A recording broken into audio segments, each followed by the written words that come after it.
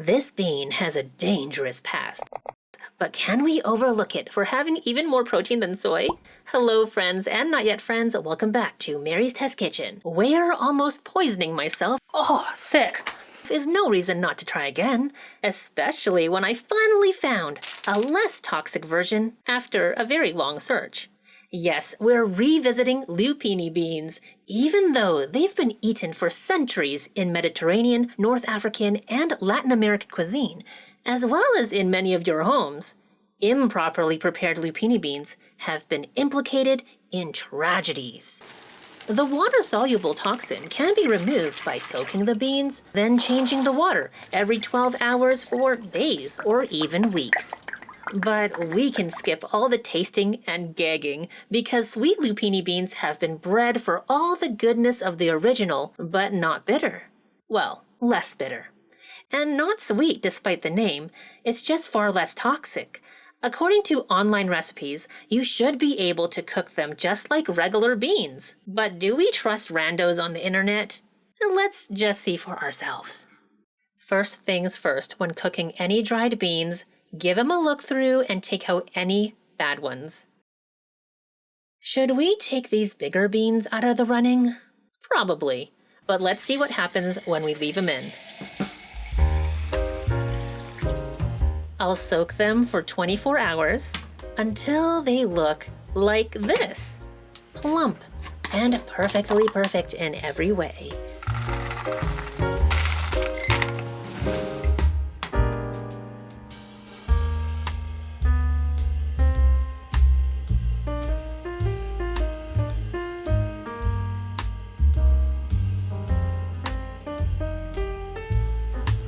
Not sure that you can tell on camera, but the water is kind of yellowish. A sign of the water-soluble bitter alkaloids. Anyways, I'll add plenty of fresh water to the cooking pot.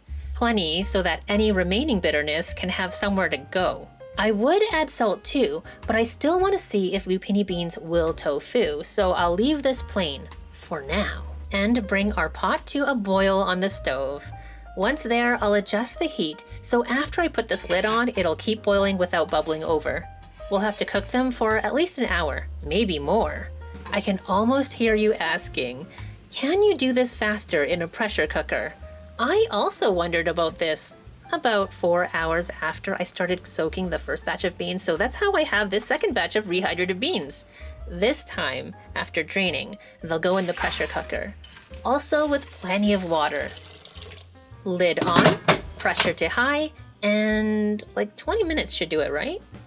Since I chose a natural release this time, by the time I could open the lid, it's been an hour.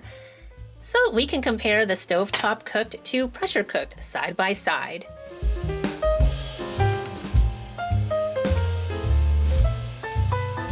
What a relief, it's not bitter. Now the pressure cooked. Oh no, it's bitter. Not as bad as last time, but still bad. Notice the pressure-cooked one is way more yellow than the stovetop version. And I thought I used the same amount of water. Did 4 hours less of soaking time really make that much of a difference? Or is there something fundamentally different about pressure cooking that doesn't allow the alkaloids to vacate the beans? While we both ponder that, I'm going to drain the yellow bitter water away. Refill the cooker with fresh water.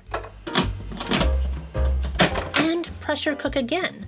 This time, maybe 30 minutes at high pressure. And for our stovetop beans, let's taste a few more beans just to make sure it wasn't a fluke. Delicious. Tastes like boiled peanuts. And try one of the size outliers. And it does look yellow compared to this one, doesn't it? I bet it's bitter. Yep, it's bitter. Look how yellow that is. How about we cook it 30 more minutes just to be on the safe side? The nice thing about Lupini beans is that you can cook them for a long time before they get soft. And even when they're fully cooked, they still have this meaty firmness to them.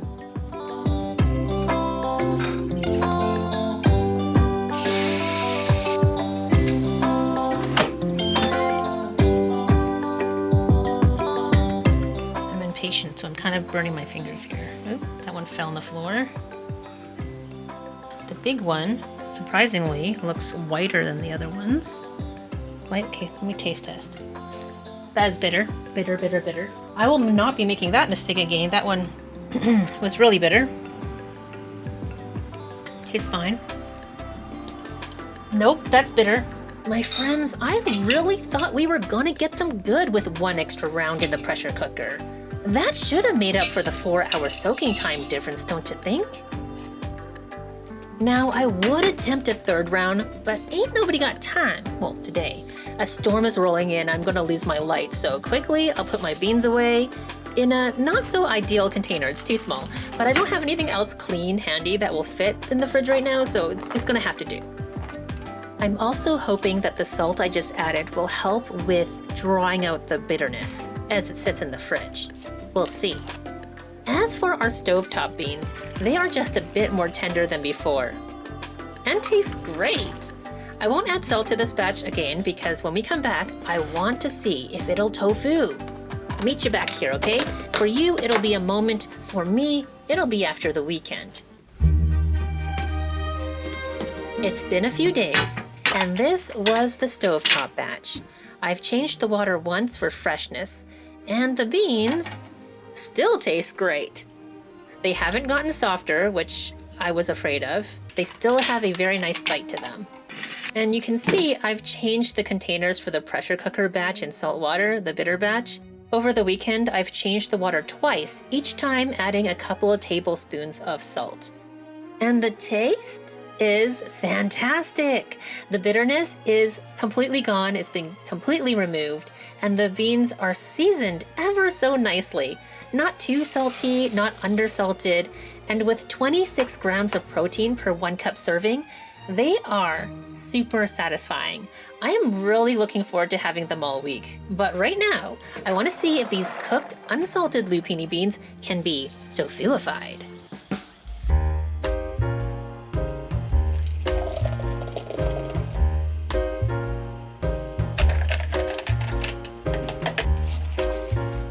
And this is why I always make the milk with raw ingredients rather than cooking first. I find it just takes more effort to milk when it's been cooked. Plus, in this case, I really have no way of knowing if the cooked proteins are actually getting through.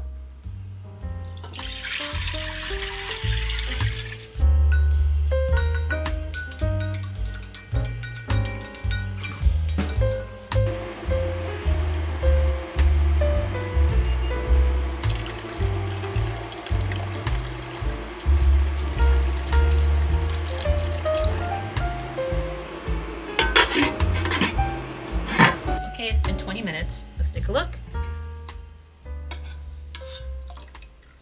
It appears we just did not extract very much protein, and the protein's actually still left in the pulp, probably.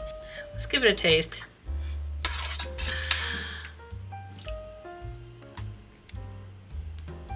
I mean, it still tastes good. It's very light, very mild. Doesn't taste like anything really. Maybe a slightly milky tea? As I edit this, I wonder if it's wise to be drinking this with all that calcium added to the broth. I don't actually know if it's safe. I do know that I drank the whole thing and I'm fine, but I'm certainly not telling you to do the same.